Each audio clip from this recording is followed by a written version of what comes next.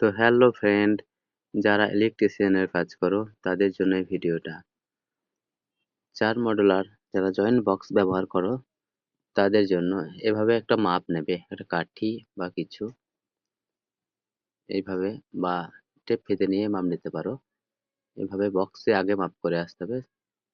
তারপরে এখানে এসে যে শেষ প্রান্তের যে দুটো ফুটো হবে সেটার সাথে হোল্ডারটা অ্যাটাচ হবে এবং স্ক্রুটা চলে যাবে একদম 4 মডুলারের যে যে জায়গাটা আছে না, স্ক্রু অ্যাটাচ করা যে জায়গাটা আছে ওখানে একদম অ্যাটাচ হয়ে যাবে। এইভাবে লাগাবে।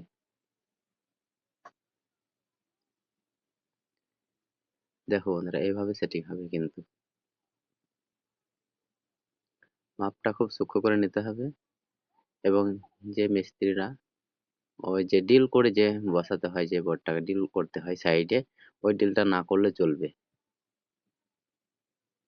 দেখে নাও, একদম ওই যে শেষের স্ক্রুটা একদম ওখানে ঠিক অ্যাটাচ হয়ে যাবে।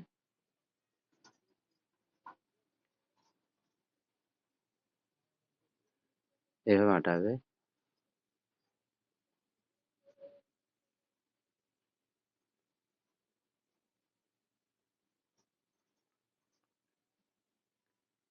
আর শেষের প্রান্তের স্ক্রু স্ক্রু দুটো একটু মানে 1.5 ইঞ্চি সাইজের দিতে হবে, একটু বড় দিলে ভালো হয় আর কি।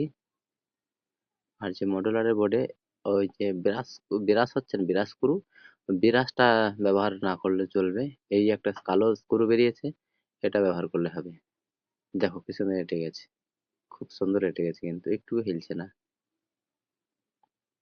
আমরা বুঝতে পারছি না যে কোথায় স্ক্রুটা লেগেছে। হোল্ডারটা খুলতে হবে, তারপর দেখ